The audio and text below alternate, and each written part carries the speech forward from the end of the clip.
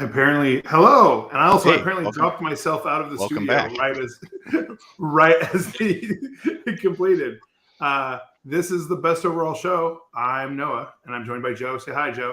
Hey, how's it going? And we have a very special guest today, a wonderful human being. John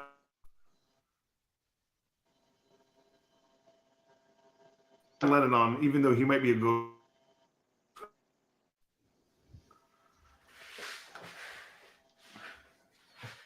I think you might be having some All right, connectivity issues, Noah. dude. I think we're good now. Sorry about that. Okay. Say hello, John. Hello, hello. Thank you so much for having me on. It's very good to be here. I don't know if I cut out in the middle of my introduction, but this is John Lennon. John's going to join us today to talk about something he's very well known for, which is lore, and we'll get to that here shortly. But before we do, I've been in the lore longer than the game. yeah, I think that's something a lot of people don't know, but hopefully we'll get to learn about you on this call. Before we get started, how's everybody doing? Joe, what's going on with you? Not much. Getting slammed at work. This is the busiest time of year, so I've been slowly chipping away at some flash gets and some mega knobs. So I've made very little progress. I've got 5 guys done in like 2 weeks, and I've managed to play one whole game of 10th edition, which I did win. Yay! Congratulations! Woo! Yeah. I've also been hobbying my butt off. I've been working on my nights. I have the Tacoma Open this weekend, which I'm very excited about. And I have the lofty aspiration of trying to win best overall, but we will see.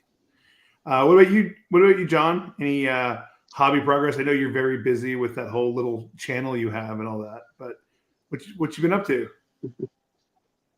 Lots of hobbying as well. I've actually been simultaneously working on 4 different types of knights. One of them has Wraith in the name, but the other 3, I swear, are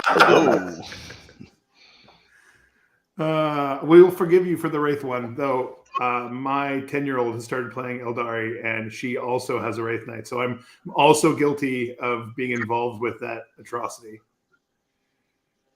But has she beaten you with the Wraith Knight yet? I have had the advantage of not playing her, but she did, just like in one of her, maybe her second game, shellac one of my competitive team opponents. She was playing 10 Wraith Guard and a Wraith Knight and some other Wraith Guard she painted and Wave Serpent and some characters and a squad of Guardians. And turn 1, she picked up almost half of the Marines. And then he shot back and she picked up almost half of the other Marines with the Wraith Guard counter shooting. And then she charged on the next turn and it was real bad. Oh, no. Yeah, it's not good. When the 10-year-old on her 3rd game is like has you tabled on the end of 2, beginning of 3, it's like that might be a moment where we need to like evaluate the balance of an army when a competitive player who's gone, consistently X and 1, X and 2 at 6-round events and is getting tabled by a 10-year-old it's her 3rd game.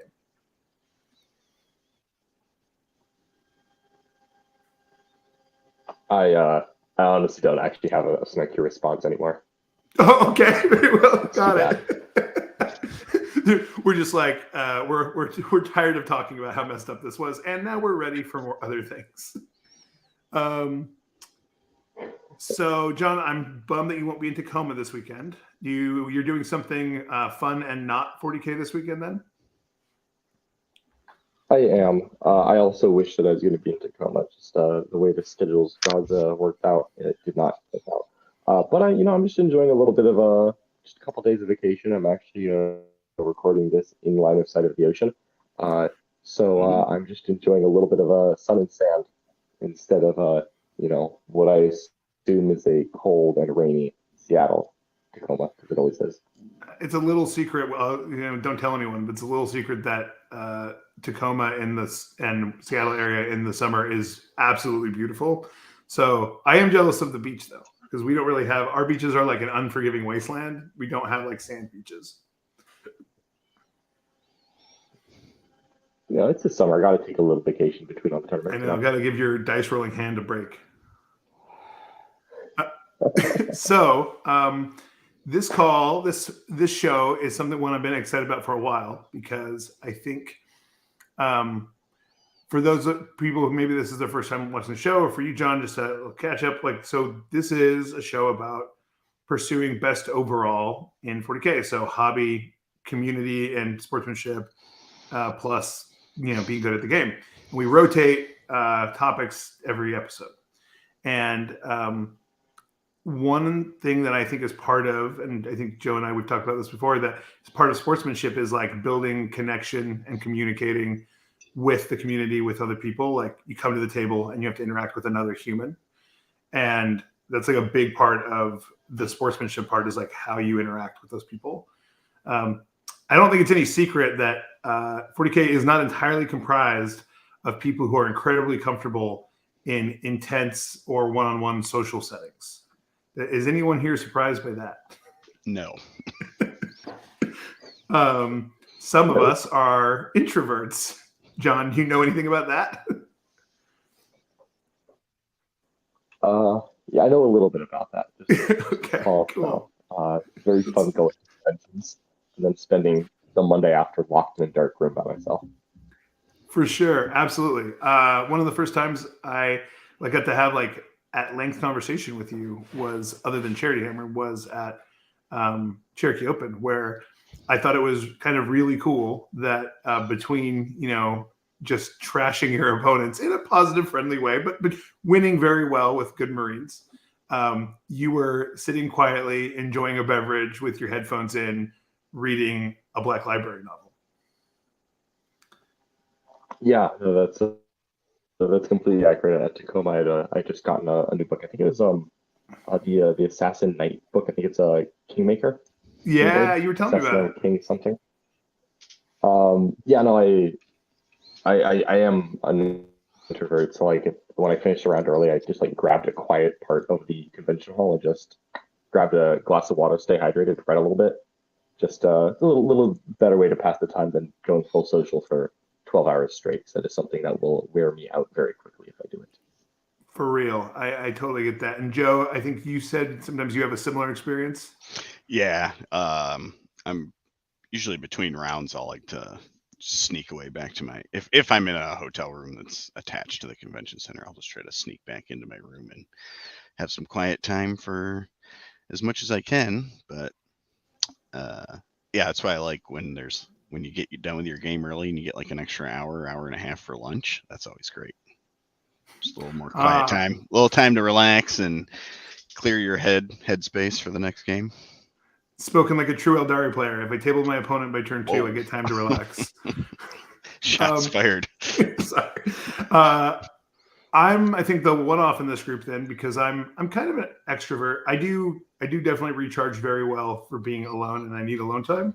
But I get a lot of kind of isolated focus time in my life because I do a tech job and that kind of stuff. So I don't get a lot of spending time with my community and people outside of my house, other than some scheduled events like going to the big opens. And I do spend a lot of time walking around and talking to people and chatting and trying to listen and look at stuff and be pretty engaged. However, at the end of the weekend, I know that sometimes I'm not very self-aware with how much of the quiet time I actually need, because by the end of the weekend, I'm just please leave me alone. Please leave me alone. Please. I'm on the flight with sunglasses on and headphones, and I'm just I hope no one asks me anything.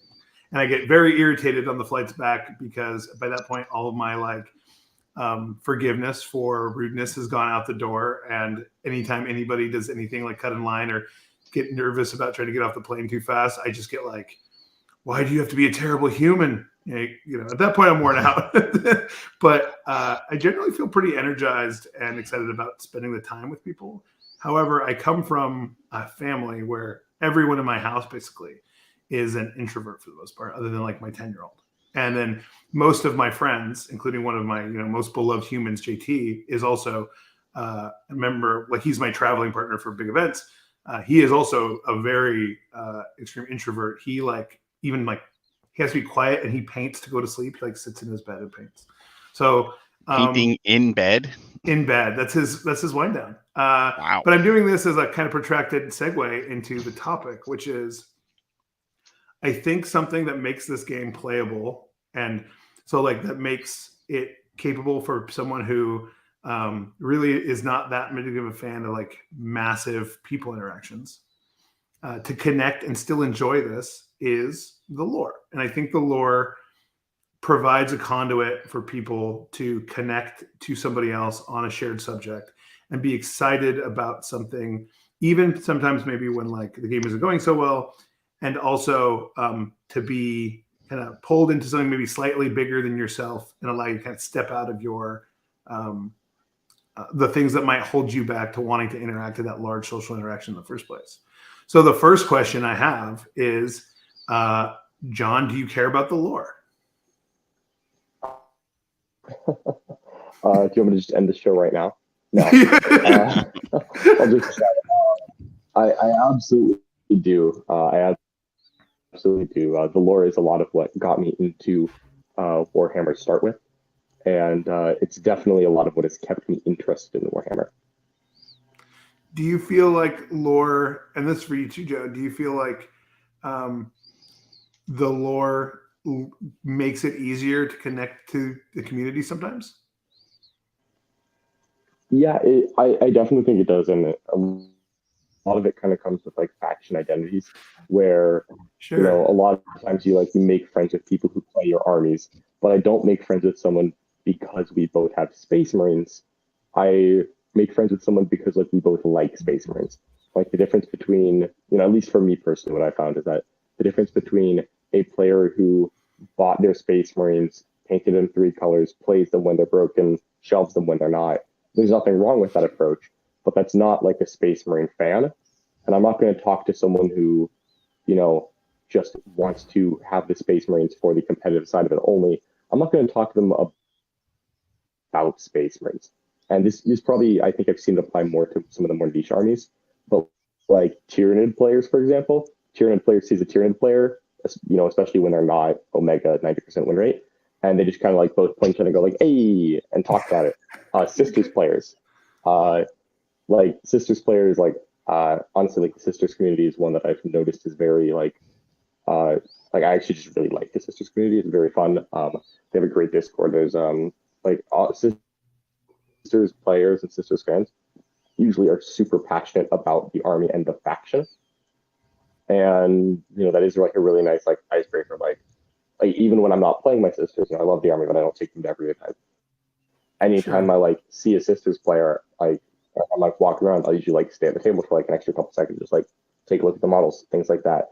And it's a really nice social lubricant to like actually get a conversation going.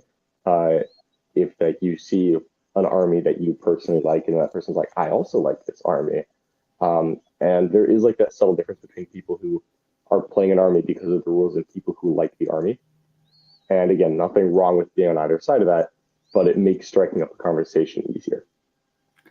For sure. I feel that deeply in my bones. Joe? Yeah.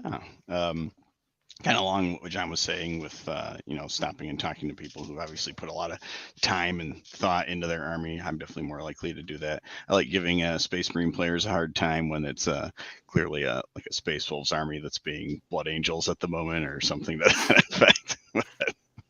Raiders.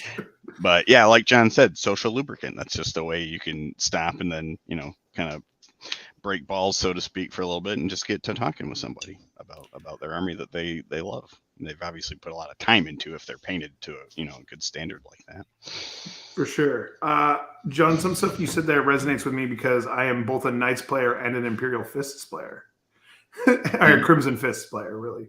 And Crimson Fists, I feel like, are some of the most, like, to me, feel like some of the most diehard, like, motivated by the lore to play the army players. The problem is that Crimson Fists really haven't been good in, like, terms of, like, obviously we don't have chapter tactics really right now, but their chapter tactics and, like, rule support hasn't been great for a long time. So it's, like, one that I think really stands out as, like, a diehard group. I'll be honest, I love them, and I haven't put them on the table for a long time. I tried to put them on the table here in 10th. They did really well. I just couldn't get them hobby ready in time for Tacoma. But yeah, Crimson Fist and Imperial Knights, I think, are very similar communities, very diehard, very into the lore. Like Danny from Mid Table Tactics literally was like roaring a battle chant when you rolled for first to go first on a YouTube on like a battle report, or you hear Orcs players too, man. Orcs all the time just screaming "wah" from the other side of the table because of how excited they are that their orcs like made it into combat. I really feel that about the faction I did. All I know about Crimson Fist is, lore-wise, is that their planet got dumpstered by orcs. We will get there. There's going to be a nerd out session here in a few minutes. We will get there, sir. So, all right. I seem to recall that the Crimson Fist accidentally dumpstered themselves. I mean, it is the rumor is that the Assassinorum dumpstered the Crimson Fists. We would never. We'll get there in a second. Yeah, very sly, like sideward-looking John. Wasn't us. So, what is you're like your faction identity is generally like Imperium, right, John? You're like very into the Imperium stories. Yeah, I play a lot of Imperium, and then I really like Tyranids of James Kirkhope as well. So I mostly do basically everything involved with an Emperor. However many arms they have, not really my business. Emperors with 2 or more arms are definitely my things. All right, 2 or more arms, got it. So what is your favorite 40K like character or persona plus your favorite 40K story? So this is kind of, and obviously this is a difficult question because it's always, there's so much to like about 40K. Things that I really like in general is that I like to go for usually extremes one way or another, where like kind of like common like sci-fi tropes that I love. I love like man against things that are way scarier than him, or and like, or just like the weight of numbers dragging down like technological marvels. So like in Revenge of the Sith, I was rooting for the clone troopers fighting the Jedi. I'm like, yeah, no, they can take these. They have magic powers and lightsabers, but a little bit of training and a laser gun, we got this. So for that reason, I really like, I like John. Very hot take. Yeah. The spiciest of takes coming out of Lord John here. So like I actually really like Imperial Guard and then I like Tyrian Swarms, kind of for that same reason where it's like, oh, you may have like a magically evolved base elf with 10,000 years old. We created these Hormigons yesterday. Here's 1,000. I love that, and then I do also like I do like kind of like the elite best of the best. So I actually like really like Knights and Custodians as well. And then Space Marines just fall into that magical spot of, well, I play Imperium. Let's just go ahead and buy 15,000 points of Space Marines. Our favorite named character just in there. So as far as like, yeah, go ahead. So sorry, as far as characters go, yeah, that's probably on my end. I'm at a beach. So as far as characters that I really like, favorite Primarch is definitely Khan. Oh yeah, for sure. Unfortunate because I don't paint my Space Marines as White Scars. I paint generics, but not generic. I paint them as a successor chapter, so that I never get your Space Wolves look like Blood Angel side eye from jail. And but I generally like honestly, 40K is just so cool. Like, I love science fiction in general. I love a lot of the different tropes. I really like when you get like an elite hit and run army, like win this Space Marine thing. In my mind, like the Imperial Fist, the Death Guard type of Space Marines aren't really Space Marines because anyone can fire the mortar. Anyone can walk towards the opponent gun line, like walk towards the trench. Anyone can sit behind a wall. Like, you don't need like I don't know. I really like elite warriors that are like using, kind of like the speed, the hard hitting nature. I'm going to be in one spot right where I'm needed, and then I'm going to get out. So that's kind of like the aspects of like the elite armies that I like. Yeah. And then I like crushing people with numbers. Cool. Either one of those does it for me. I agree with you about the Death Guard and Imperial Fist things. I do think Crimson Fists separate themselves out because I love, like you were saying, like the hit and run stuff. I like the idea of a group of people working together to overcome like a insurmountable odd. So I like this idea of like, I'm like formerly an actual United States Marine, and so I like this concept of like a band of brothers with bolters, taking positions, moving, through the enemy lines. They got each other's back, and that's one of my favorite like armies playing of all time was an LVO where I got to play like 45 Marines with bolters, and it was good. And that's, I think, the kind of against all odds, small numbers against big numbers. Like the concept of a Space Marine firing his bolter until he's out, dropping, switching to his sidearm, and pulling his combat knife is probably one of the coolest like cinematic moments for me in like 40K concept. So much so that almost all of my Space Marines are modeled with some number of them in the squads having their combat knives out, are like ready to shank, right? Like, and I think it's because that idea of like existing in all components of the battlefield, like moving from shooting, fighting to whatever is like that dynamic sense. I think is really attractive. I agree with you. I don't really like that I'm standing on a wall shooting a thing. What about you, Joe? What's the? Oh, go ahead, John. Oh, no, I want to hear from Joe. What's your favorite like character kind of story concept? Well, I read most of the Horus Heresy books, and there were just a couple of the like traitor characters that end up being complete dirtbags in 40K, but they're definitely the more level-headed of the traitor legions at the time of the heresy. But like Ahriman and Karn, I both really liked their characters, but I really liked Argel Tal, who was Karn's buddy in the Word Bearers, and he was like the first possessed guy. Oh, cool! Yeah. But what was likable about him? Well, let's see. It was in the book. I don't remember the name of the book. It was the World Eaters one. I think it's Betrayer, maybe. But yeah, I just really liked their interactions. They're battle brothers, so they're looking out for each other. And but Argel Tal's got a demon living inside of him, so he's just constantly being tortured while he's trying to do his job. But yeah, I really liked those. The part of the lore that I really like, and I really like the little like paragraphs that are in the margins of like the codexes, where it'll just like pick up in the middle of a story and just like it's like a paragraph or two, and then that's it. Just be like guardsman on the line, and then a lictor jumps out and decapitates his buddy, and then he runs off into the dark. So just those little stories, I like those a lot. It reminds me of like the little teasers about that kind of hint at Fulgrim during the nihilist lost kind of stuff that was going on with like the nihilist books, and there was like sightings of a snake-like demon thing killing everybody in some like northern outpost. Exactly.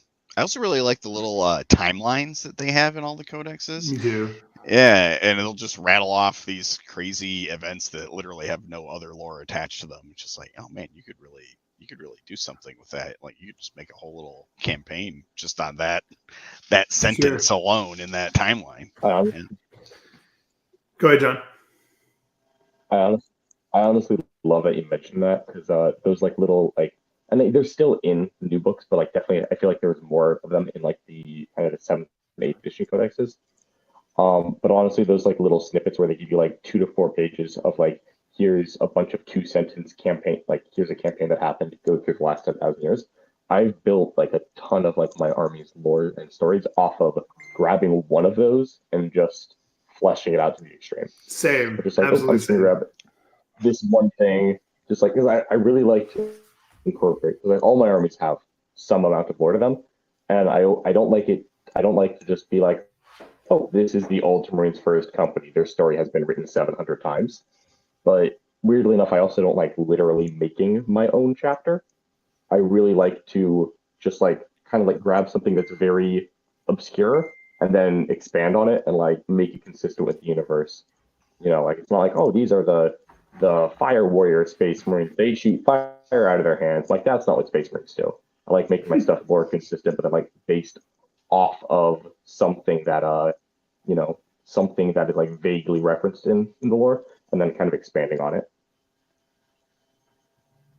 Yeah, I like really also enjoy stuff that leaves room for your mind to go, wild with stuff, and I really enjoy how that influences like my hobby and the game, and like it also lends to, like cinematic feel, like when thinking about those like little prompts and concepts. Sometimes they pop out to you during the game, and it like, oh, feels like that moment, or this is like and then also like structuring entire hobby projects or whatever around a thing. I think I've been doing that. I love that. I love the timelines, and I like making lore related elements for my display boards because of that. It's really enjoyable for me.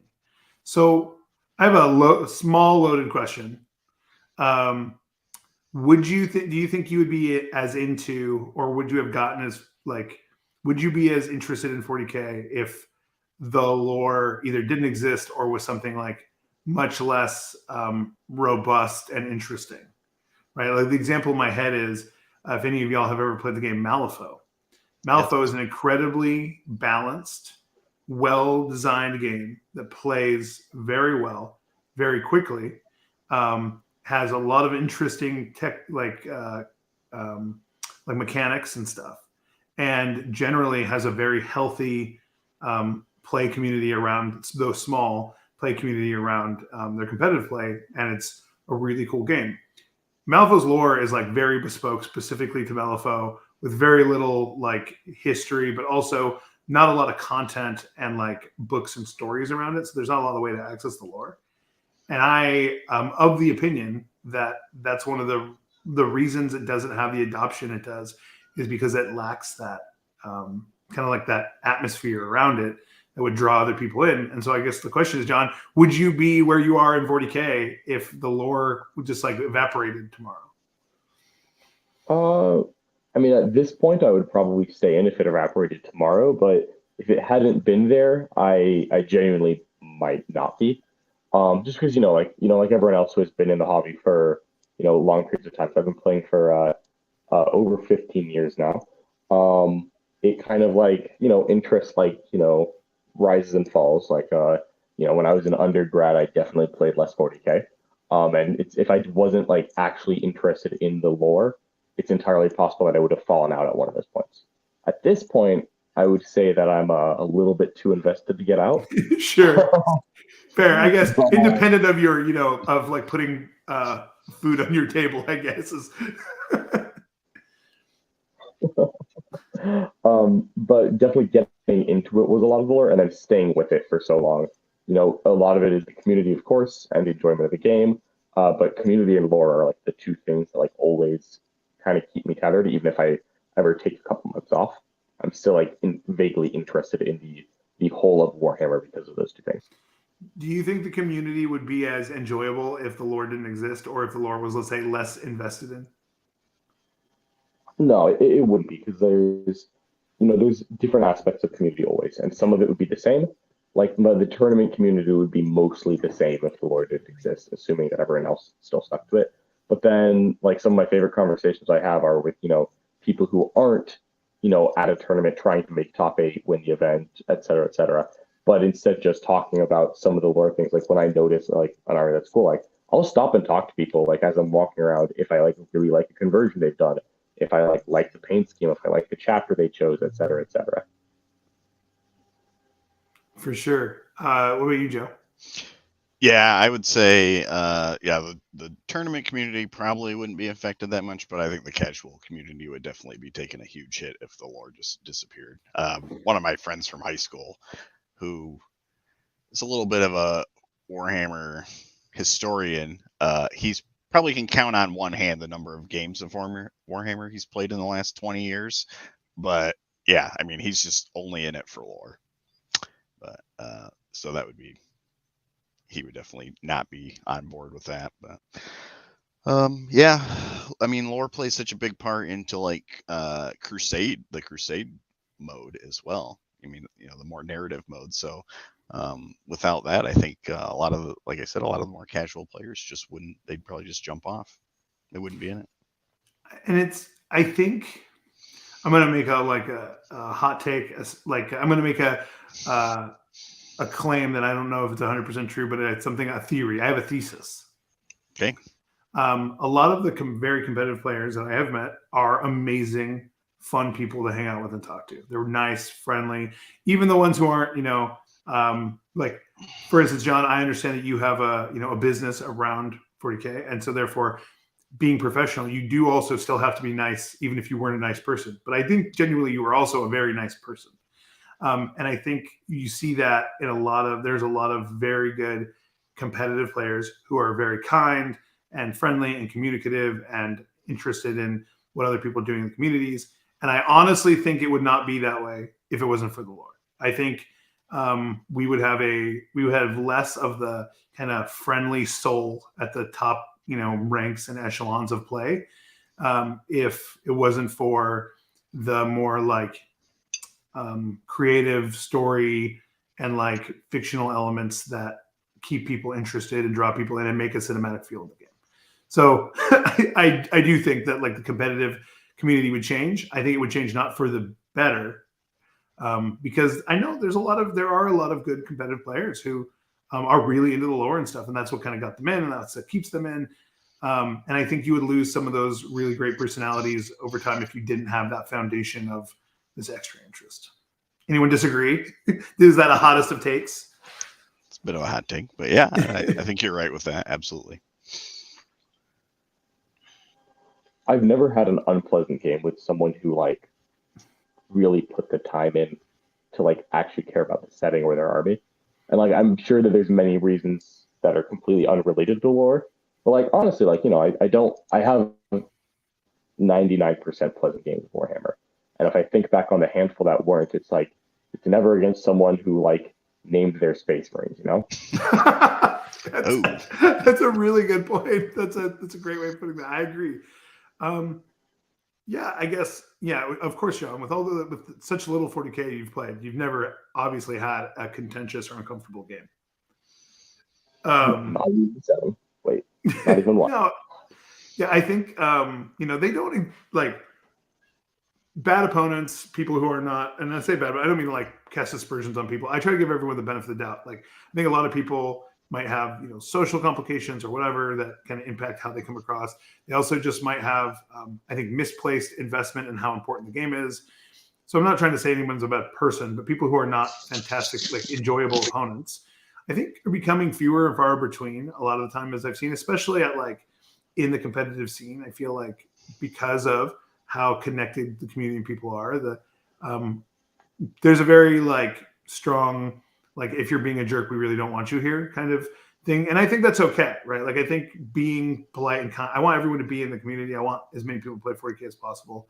But I do think that idea of making environment less hospitable to people who are unkind or bad opponents and that kind of stuff, I think is okay. And I feel like that is happening, and that's mostly because I feel like there's been a general uptick in a large amount of like kind of investment and connection in the community and sportsmanship, which I like. And I would love to attribute that to like attribute that to some of the increased access to some of like the lore and stuff and content we have. But obviously it's also, I think, because of external social pressures in the community and that kind of stuff.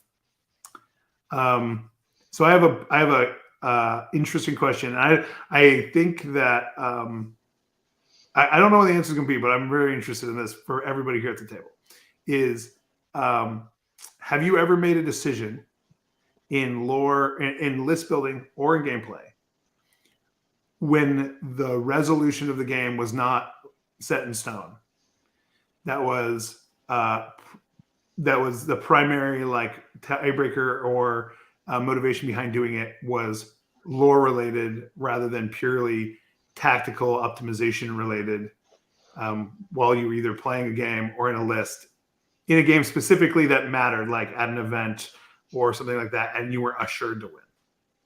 or a list beforehand? So you had me right up until in a game that mattered. Okay. I'll freely admit, at a tournament, I have not. So not I love once the lore. in I John love playing Lennon's tournaments. not once in John Lennon's competitive career has he been in a tournament game. I mean, like, I'm not saying this negatively. I'm very actually interested that this is the answer. Not one in your competitive career at a tournament where you weren't, like, let's say already. I can't imagine you had a losing record, but still, at a tournament where there was a decision to be made, maybe like two competing decisions, and one decision that might not 100% be the most tactically optimal was cooler because of some lore related concept or thing, and you didn't make that decision. Not one time. I wish I could. I wish I could say that I had, but honestly, I do it on stream all the time. At a tournament, I have not. Richard Siegler has worn off on you. Has had a good influence on you. I was a good influence on him. Oh, all right. The true robot master emerges. Yeah. No, sometimes, sometimes being optimal is lore accurate. Sure.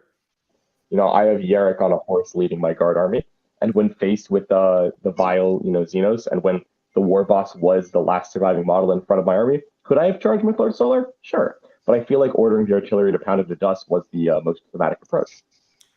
I do. I love that you switched this up. I love that the lore in this case was the most tactically, like, that could be a case too. And I think I probably lean more in your direction than doing something based on lore. You very often hear people say like something like "F it," and then they do something that's suboptimal. And I have a long running quote that if you say "F it" about a critical decision, you have given up on the game. Like, the game is over, even if you don't know it yet. And so I think the idea of, like, the fluffy and tactically sound decision was to pound you to dust with artillery. And I think that's totally right. What about you, Joe? You ever get tempted? Oh, yeah, go ahead, John. The connection is a little weird. I'm sorry. So there's a little bit of timing. No, it's fine. The connection is a little off, so the timing is weird. So I don't mean to cut you out at any point. Go ahead, John. No problem. So I just want to give you, like, the reason for that is that my first army was Tyranids, and Tyranids are my favorite army. And the reason why I love Tyranids and why I chose them when I was starting the game, because when you start the game, especially when you're like 12 or 11, people are like, oh, play Space Marines, and I like Space Marines, but I didn't want to play Space Marines first, and I chose Tyranids because I liked that the hive mind was a very, like, I don't care about you with its minions. Like, all the minions were disposable. Like, I wanted to be as attached to a Hormigaunt as a chess master is to a pawn. Like, yes, this has strategic value in that I can use it. I am not sentimentally attached to this pawn. I'm not going to, like, hold back on throwing my pawn into danger because he has a name and a family. Nah. So I love that part of Tyranids where I am completely willing to sacrifice you for victory. Like, 100%. And so 100%. That does play into how I like to play Tyranids. Because honest to God, I think my single favorite, like, lore moment, I think my single, like, favorite Tyranid lore moment is the moment where I believe it's on Iandon, where the avatar of Iandon, is finally awoken. He's slaughtering Tyranids. He points his spear at the Swarm Lord and, like, issues the challenge, and 12 Carnifex beat the brakes off of him while the Swarm Lord watches. Pour one out for the avatar. Oh, no! Stormlord does not step into spear range at any point. He's like, oh, you issue a challenge? Eat Carnifex. Like, I cast gun. Those are some of my favorite moves in general, like, as they play out on the battlefield too. So I feel that a lot. That is so good. I'm glad you jumped to the favorite lore moment. We'll get back to that, but that is probably one of the coolest. That is definitely up in my list as well for cool movements. What about you, Joe? Were you ever tempted into making the suboptimal decision, even if it turned out well, by a lore motivated, like, this would be really cool, or this guy should do this thing? Yeah, actually, back in Index 8th edition. The Dark Times. Yes. This was the Michigan GT, and it was like the first major tournament I ever went to. And I just got destroyed. But I had a Chaos Army, and I had the Changeling in it, and I was playing against. It was like half demons, half Chaos Space Marines, but I was playing against a Grey Knights player who just wiped me off the board. He had Gilliman and there and getting rerolls on all his vehicles and everything. But at one point, Drago deep struck in, and he failed his charge. And then I had the Changeling charge Drago. And I don't know if you knew back then, the Changeling would mimic the melee profiles of whoever he's in combat with. So I'm like, so does Drago have a decent weapon? And the guy's like, oh yeah, he's pretty good. I'm like, that's what I'm counting on. And then Changeling proceeded to murder Drago with his own sword. And this reminds me of like the RPG and fantasy trope where like the hero has to fight a shadow of themselves. Yes. In order, yeah, right. So that is, I can see the temptation. I've done this before in like earlier parts of 40K. I've been playing 40K since 2011. Took a big break right after, right before 7th came out. Right as 7th was coming out, I took basically I wasn't into 7th, and I didn't come in until way later in 8th. And in my like times, yeah, I definitely I was very, Pedro Cantor, I would make some decision like Last Stand, and I wasn't winning a lot of games.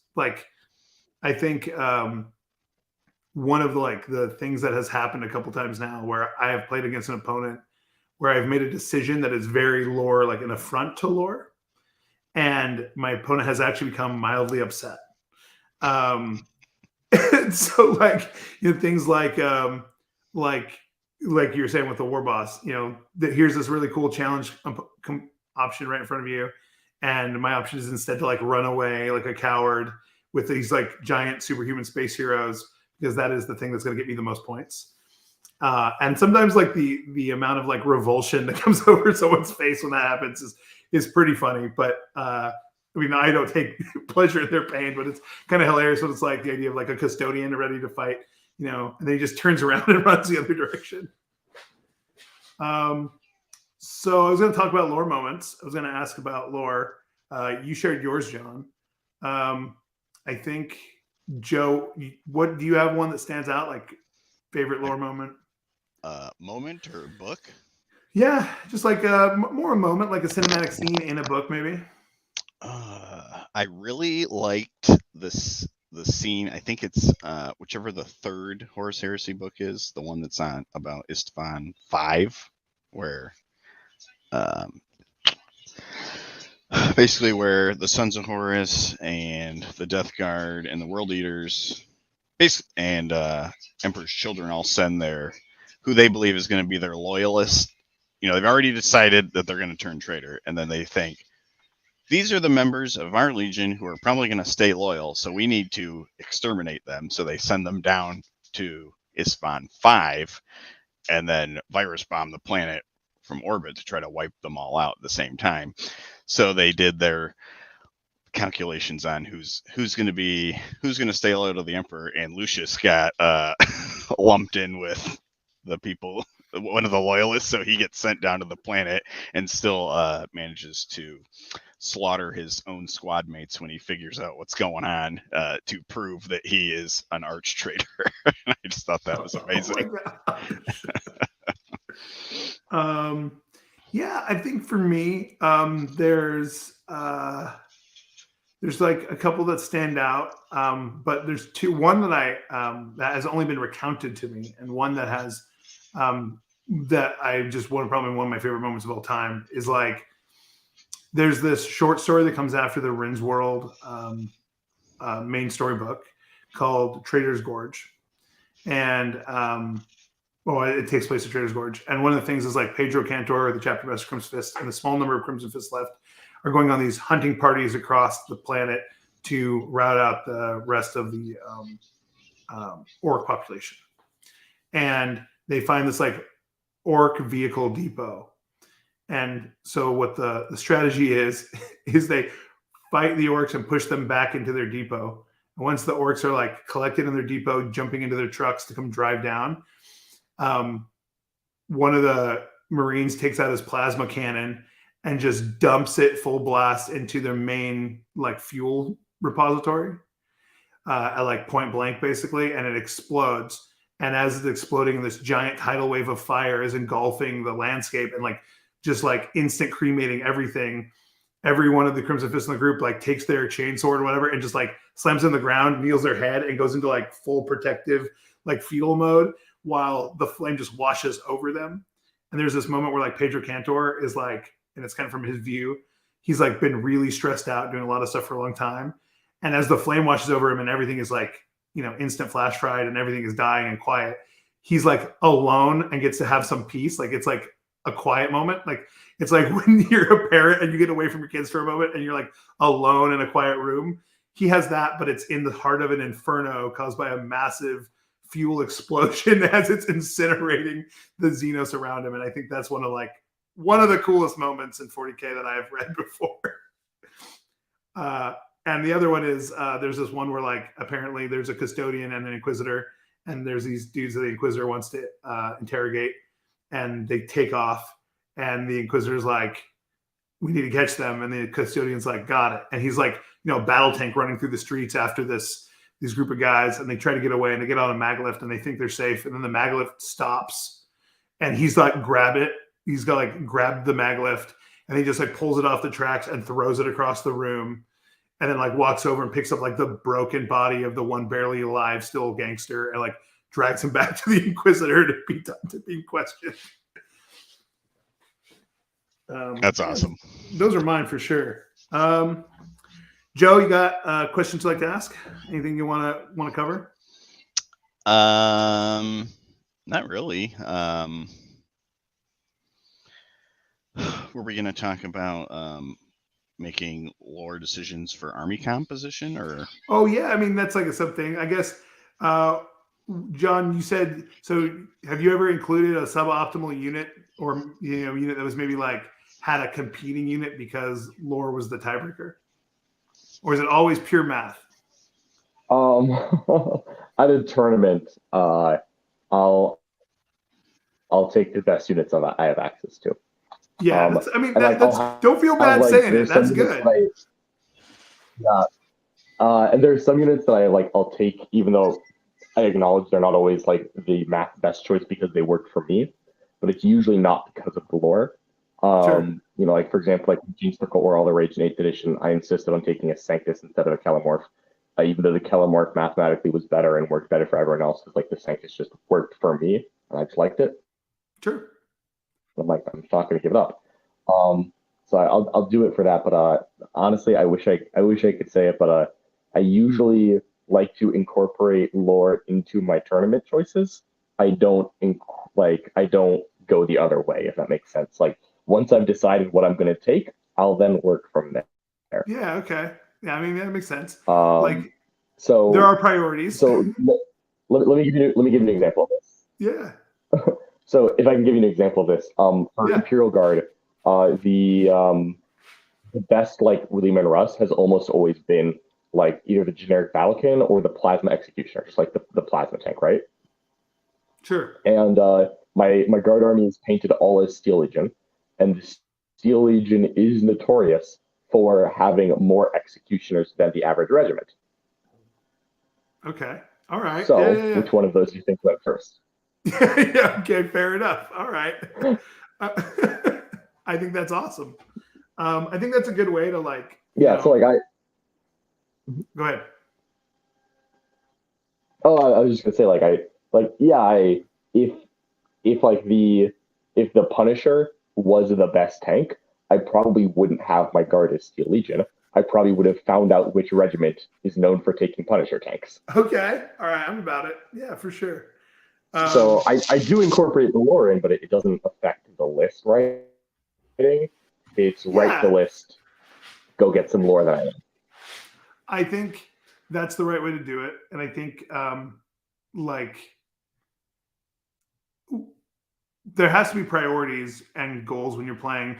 Like we talk about, on our competitive episodes and stuff, talking about like what you're actually trying to do. And usually when you're playing for best overall, you're trying to go like X and 1 at the worst, right? And trying to take a beautiful army, be a good opponent, and go X and 1. and I think the approach of like the lore coming after the unit composition is the right move basically every time. But it is cool that you do that to like.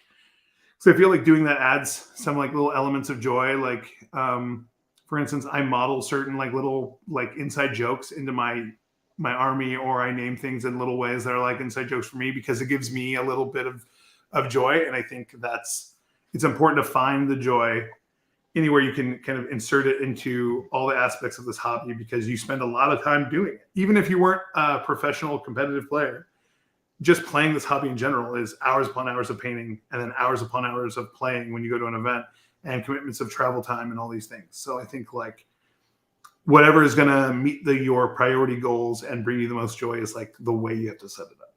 And that's a really good example. Fully agreed on that. So we have 5 minutes, and in the 5 minutes, I guess so we have a little bit. I have a competitive event coming up this weekend that I'm very excited about, the Tacoma Open. I spent a lot of time adding some extra touches and stuff to my nights, which I'm very stoked to do. And I'm really excited to play 10th edition. So on just like small side note, is there something coming up for each of you that you're really excited about for 40K, whether it's an event or maybe a cool stream or a thing that you're going to do that you're really stoked about going towards in the next like couple weeks? I'll start. I am honestly insanely excited to paint up my my converted Canis Rex. It's not. Yes. I just put the primer on it. I just put the primer on him yesterday. Right before I just like literally primed it, got in a car, drove. And when I get back, so over the next week is when I'll be actually painting the big man. And going up 85 points means that I don't know if he's going to make the table every time, but guaranteed he's going to make the table at least once. Because the model's awesome. And what I did with it was I bought the I really like buying extra models to make my models like look the way I want. Same. Even though it's not price efficient at all. Same. You know, like with using only a Titanicus kit and an Imperial Knight, I converted an Imperial Knight. Great. But I bought the thinking quickly, I spent $40 extra for the same model. Nice. But I bought the Titanicus Null Titan, the Ordo Sinister Knight, and I took the like literally just for this conversion I bought that, and I took the head and I have put it in to a Questoris class, and that's my Canis Rex. And obviously he doesn't have any of the wolf iconography, but he's basically a Null Knight because he's a free blade. He needs to stand out from the rest of my Knight chapter or my Knight household. But like Canis Rex himself is not going to be on the battlefield. You know, Canis Rex is going and doing other things. He's not with the rest of my crusade. That is awesome. Just Canis Rex. Dude, I remember when you were talking about the conversion in chat too, when you were talking about doing it. That is so cool. So the like warlord sized Titanicus Knights. Sorry. Sorry, John, there's a little delay. So what were you saying? Oh, I honestly bought the kit just for the head, just the helmet, which like in hindsight, like as soon as I like had already clicked the button, someone was like, "Oh, there's actually a 3D print of this," and I'm like, "Yeah, of course there is." God, like idiot. But like I'd already got like a tracking number and everything. I'm like, all right, whatever. Sure. So yeah, so it's a cyanide, and then I really like going into the model and doing like little conversions to make it fit what I think it should look like, even though they're not relevant to the actual play. So for example, my Canis Rex is actually made out of a Titanicus Knight and 2 Imperial Knights because I grabbed a Chaos Desecrator purely for the legs. Yeah. Okay. I really wanted him to look different. Like I wanted it to be very noticeable. Like this is not a normal knight. And I also really liked the idea that like this is a knight, like, you know, because like the Ordo Sinister is like, oh, this is from like Age of Strife Terra. This is like a weapon of a dark age. Like this is the weapon of a dark age as far as I'm concerned. Sure, yeah. And so I wanted it to look old, I wanted it to look like different from my normal knights. So it's gonna have the different legs, so I shaved down all the armor plates on the Chaos Knights that couldn't just be translated to the Imperial kit. I used the Imperial Knight feet though. So Imperial Knight feet, Chaos Knight legs, Chaos Knight leg armor plates, shaved the spikes off every one. And I also wanted it to look a little more sinister, than normal. So the power claw that I have is the Chaos Knight power claw with the longer talons, but with all of the like chaos spikes shaved off. So it doesn't That's look so chaotic, cool. but it just looks more. I just wanted it to look a more brutal, more like this is a 10,000-year-old horror that has stepped onto the battlefield for like to eliminate. That is so cool. You know, like I really, yeah, I wanted this guy to look as badass as I could make him. Honestly, like again, the other Star Wars trope that I like to get in my models. I know I said that I like Clone Troopers taking down Jedi, Order 66. I also really like Darth Vader turns on the lightsaber in Rogue One. Yeah. Okay. For sure. You get that moment where you're like, oh, he's outnumbered 7-1, and all 7 guys know what side of this they're on. Yeah. Okay. Awesome. That is one of those moments where you're like, oh yes, this is what's going to happen. I truly enjoy that.